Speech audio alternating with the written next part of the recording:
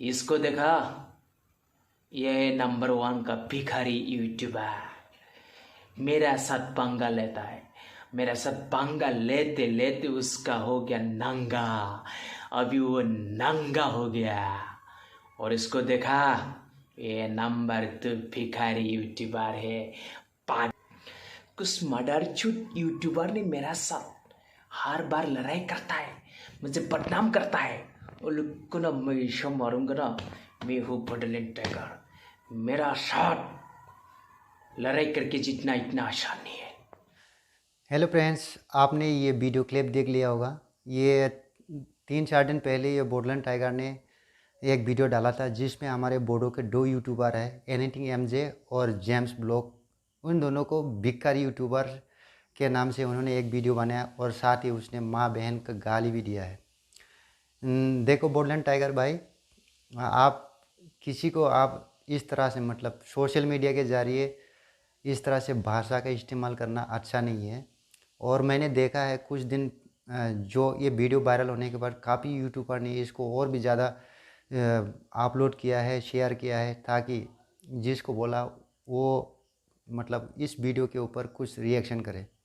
लेकिन दोनों यूट्यूबर ने बहुत अच्छा से इसको रिप्लाई दिया है, जो इसका अगेंस्ट में भी नहीं है। इसको अपना जो करेक्टर है उसको सेंस करने के लिए बोला गया है और साथ ही उनके पेट में किडनी में मतलब पत्थर है बोल के बताया है, जिसमें वो जेम्स और एनीथिंग एमजे ने बोला था कि अगर पैसे की ज़रूरत है तो आप हमसे प्यार से मांग सकते हैं। इस तरह से उन्होंने वीडियो में बोला था, लेकिन उसमें कोई बुराई नहीं है, कुछ भी नहीं था।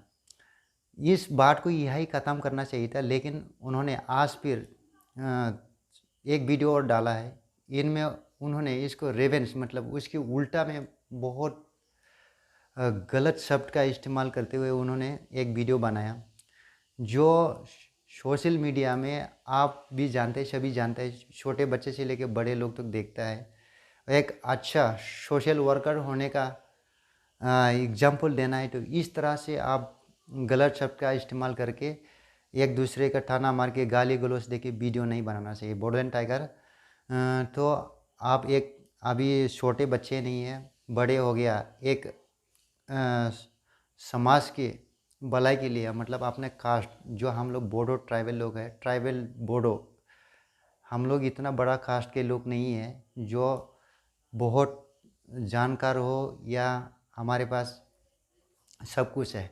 तो जो नहीं है उसको हम लोग आगे बनाने के लिए कोशिश करना चाहिए। और अपने छोटे छोटे बच्चे जो है लड़का यंग लड़का लोग हैं हमारे, इनको इनकरेज करना चाहिए, पढ़ाई करना कैसा चाहिए, फ्यूचर में काम कैसा करना चाहिए, इन चीज़ को आप अपने वीडियो के ज़रिए आप बता सकते हैं।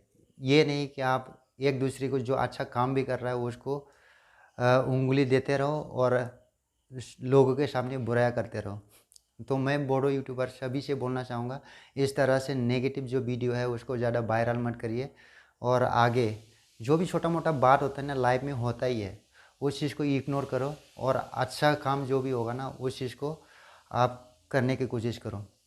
अभी मैं बताता हूँ बडलेण्ड टाइगर फंबाय, जाय जेम्स फंबायखौ बुंदोंना, आंबो सासे फौजि। जेनै जों बर' गामिनिफ्राय जोबोर गोजानाव थायो, बेसेबांबाबो गोजान गोजानाव थायो, गोजान जायगाफ्राव माबा खामानिफोरखौ नायो। दा जोंनि जायगायाव बेफोरबायदि खामानिया मानो जानो हाया होननानै जों न'आव थांबाय बायोबा आगानसे आगाननै स्टेप होनानै माने मोजां खालामनो सानो। नाथाय गोबां मानसिया बेबायदि खामानि मावनो नागिरनायखौ बादा होग्रासो दं, माने मरेल डाउन खालामग्रा दं। आरो बिदिजों मा जानो, बिदिजों मा जानो, सापर्ट होनायाव गैया। जे जायगा बाथ्राया मोजां बे बाथ्राखौ मोजांब्लाबो सापर्ट होआ जोंनि मानसिया आरो हेल्प होनोबो नाजाया। दा जेम्स फंबाया गावनि फौजि केरियाराव जाय जिनिस नलेजखौ मोन्दों बे नलेजखौ लानानै बियो गावनि जायगायाव मोजां मोनसे फिटनेस एकाडेमि बा गथ'फोरखौ माबायदि एंगेज खालामनानै गावनि लाइफआव गाज्रि साननायनिफ्राय मोजां लामाथिं लांनो हागोन बेफोरबायदि खोथाखौ साननानैसो बियो बेबायदि गामियाव थाङोब्ला फुटबल गेलेनाय, एक्सारसाइज खालामहोनाय बेफोरबायदिखौ खालामो। आं दिनै फौजियाव फिजिकेल इन्सट्राक्टर ट्रेनिं खालामहोग्रा आंबो सानो सानसे समाव आं फौजिनिफ्राय रिटायारमेन्ट लानानै थाङोबा मोनसे एकाडेमि खुलिगोन। नाथाय बे एकाडेमि खुलिनायावबो माखासे मानसिफोरा खालामैनि सिगां माने नेगेटिभ पइन्टखौ गोबां होयो।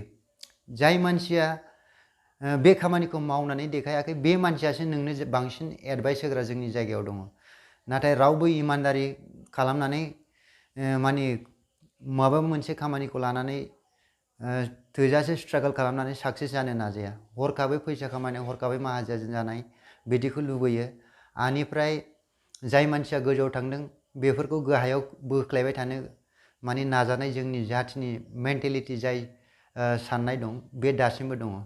दा जोंनि बर' जेसेबां इउटुबारफोर दं एसे नङा एसेबाबो गावसिनि थांनानै थानो थाखाय खामायनो हानायखिनिखौ एसे इउटुबनि गेजेरजोंबो खामायगासिनो दङ।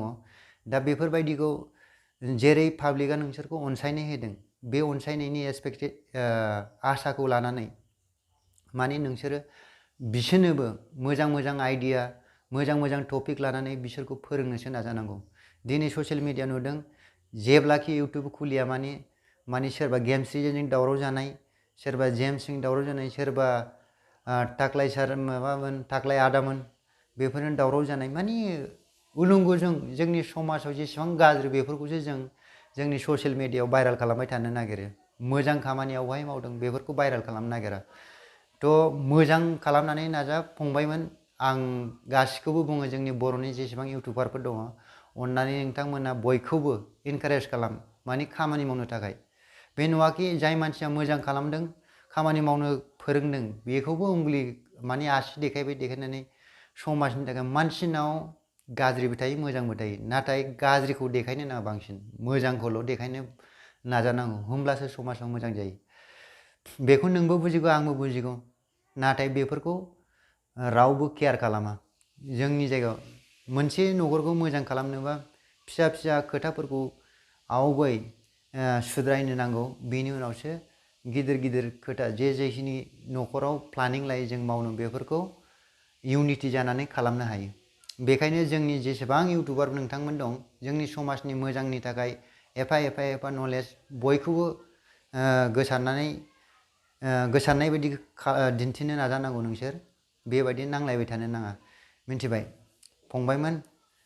दिनै बे भिडिअखौ आं लाबोबाय, आंबो बेखौ शेयार खालामनो नाजायाखै मानि नोंसिनि बे थाम्बनेइलाव होनानै जाहाथे मानसिफोरा नायो।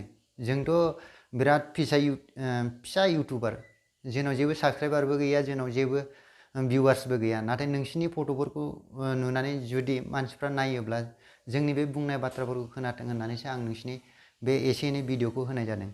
अन्नानै गाज्रि दामोन। सो दोस्तों, मैंने कुछ बोडो लैंग्वेज से भी बोला, जो पहले मैंने बोला था उसी को ही बोला है। जो हमारे समाज में यूट्यूबर लोग आपस में लड़ते रहते हैं, कुछ छोटे छोटे बात को सोशल मीडिया में शेयर करते हैं, उसके बारे में बताया। सो वीडियो को अच्छा लगे तो शेयर और सब्सक्राइब करना दोस्तों। साथ ही मैं आगे जितना भी अपने पास नॉलेज होगा जो लाइव में करने लायक है उसको इस चैनल के जरिए आपको बताने की कोशिश करूँगा। ओके, जय हिंद। नोङो बरमाना बबेयावबा गेमस्रि बिनानावखौ जे डिस्टार्ब खालामहैदोंमोन फांसनाव थांनाय बोसोराव, इनिफ्रायदि कमिटिनि मानसिफोरजों जे होसो हरजाबाय। नों गावखौ बे मानसिखौथ' जों सिनायखाबाय रायजोफोर, बेनि नामा जाबाय बयबो बुङोनिखौ, बेनि नामा जाबाय ब्लु मास्टार माने पाम्मारा एक्टर। आच्छा रायजोफोर, बे मानसिया मा बेमार जादों नोंथाङा मा मिथिगोन ना? बेनि जा आलु बेदर दरनै ना, बे दरनैनि दरसेया गोदोर दरसेया फिसानो, ओंखायनो दा अपारेसन बेखौ खालामगोननो। अपारेसन खालामनो थाखाय बिराद फैसानि प्रयजन। जों हायोबा बयबो थाइसे थाइनै हेल्प खालामलाय। बे पाम्मारा बिआइखौ, पाम्मारा एक्टरथ' जों बयबो सिनाय। जोंहा गेमस्रि बिनानावा बिखौ हासुलानायखौ जों बयबो मिथियो, बयबो खोनाखाबाय।